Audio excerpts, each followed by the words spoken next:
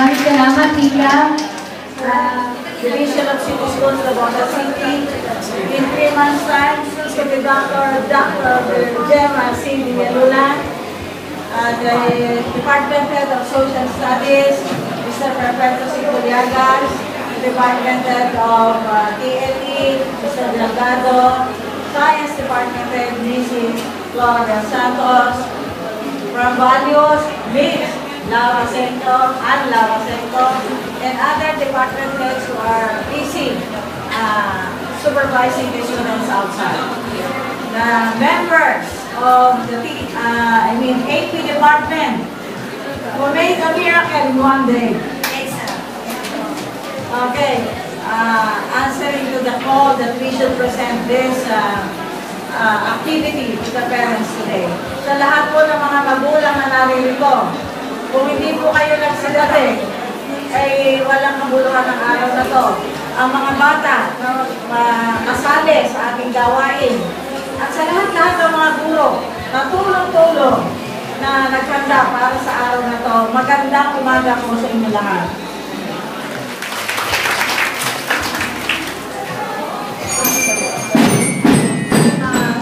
Pakahulugan ng EDSA kung bakit nagkaroon ng revolusyon. Sabi nga po ni Mr. Culiagas kanina, papayapang revolusyon. So ito po ay nangangahulugan ng kapayapaan at pagkakaisa. Tama po yung sinabi ng ating MC kanina na the mere fact po na nandito kayong lahat, kayo'y nakikiisa. Isang milagro pala yung nangyari na isang araw na announcement na magkakaroon ng ganitong programa, and yet na andito po kayong lahat despite the fact na umuulan. Isa na po yung katunayan na nasa mga sarili pa po natin at puso natin ang diwa ng pagkakaisa. Pwede po kasi natin yung i-apply dito sa school, yung diwa ng pagkakaisa. Pagkakaisa ng mga magulang, ng mga guro, para sa kapakanan ng mga mag-aaral, lalo na po dito sa Navotas National High School. Nakakatuwa pong isipin na ang inyong presensya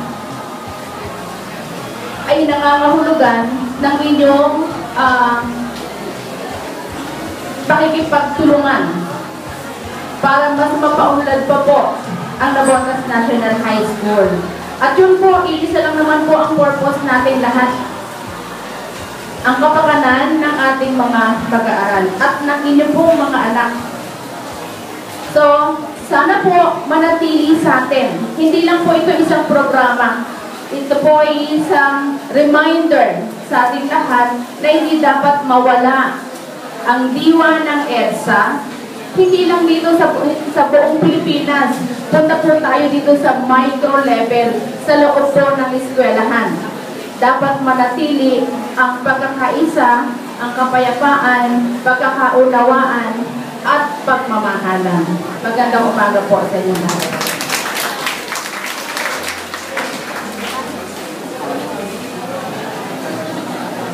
Ito ang pag-workout ng mga computer technicians sa batasang pambansa. Laban sa mga takot! Makibaka! Huwag matakot! Makibaka! Huwag matakot! Makibaka! Huwag matakot! Makibaka! Kasawapaan at pagsuporta kay Cory sa pamamagitan ng pagdarasal at pananalangin sa kalsada ng EDSA. At nakatawag ito ng pansin ng media. Ang malaking tuwing network, radio at pangalagan ay naging laban ito ng kanilang pagbabalita na pumukaw ng pansin ng buong mundo.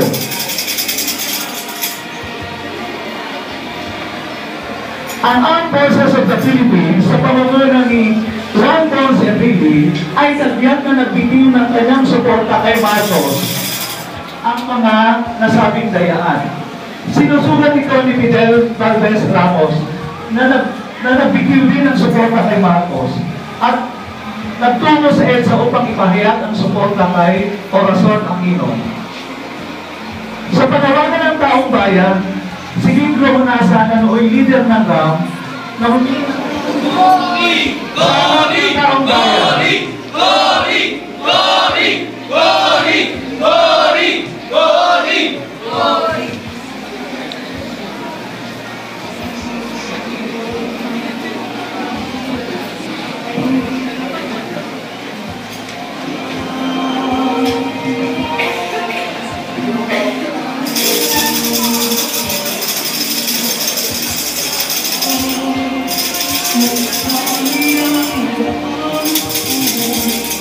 at ang pagpatay kay Benigno S. Aquino Jr.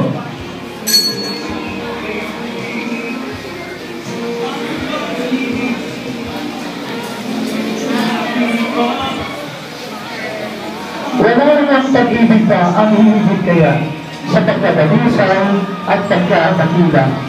Wala na nga, wala.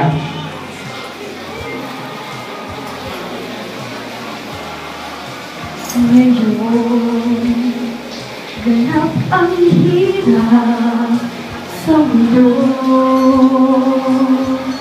Unawa ang kailangan ng tao.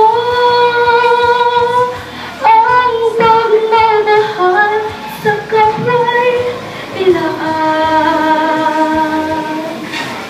Salang ang kanya ating pinagmulan. Tayong lahat ay magkakalahi. Sa wanos at agos ay huwag padadalas ng pagkakaisa. Kahit ito ay hirap at lusay, magkaisa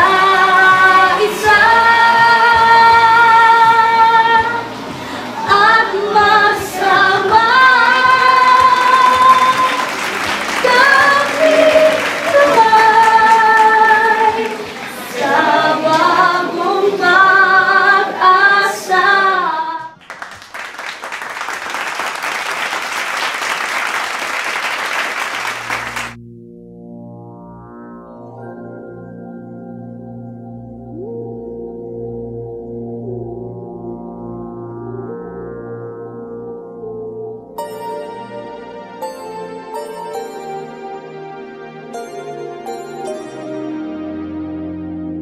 Before God, He's the only seer. I have proclaimed martial law in accordance with the powers vested in the President by the Constitution of the Philippines. On that day, democracy died.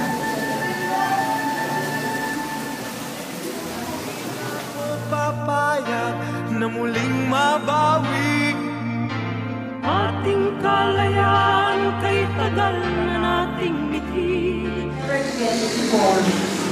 No, I was now the man of the family. I tried to stay strong for Mom and my sisters. I stood by him while they wept. Our flight back home to the Philippines was the longest one ever. We knew that our worlds would never be the same again. Kailanman di na maaalitin. Pilipino sa mundo, mapayapa.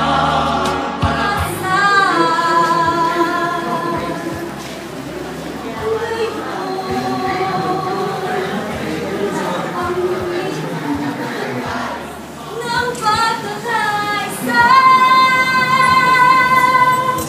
kahit ito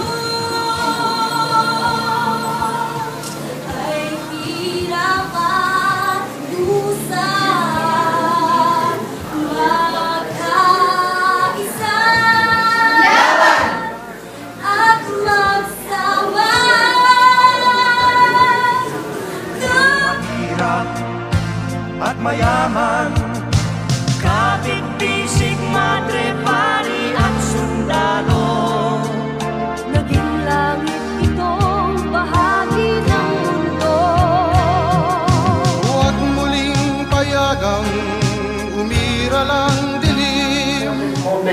aswang.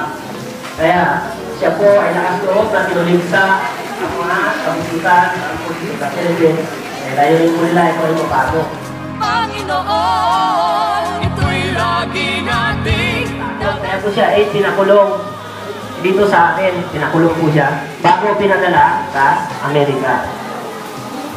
Ngayon po, after 3 years na, pagkapunta na Amerika, bumalik po siya ng Pilipinas. Kahit alam po niya na mapanganib, pero talagang umuwi siya dahil sa kanyang ay kayang makamit na walang lakas. Basta't magkaisa tayo.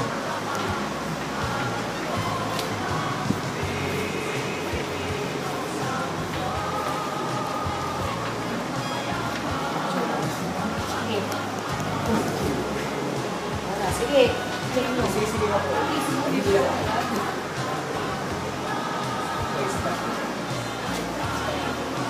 Ay, stop.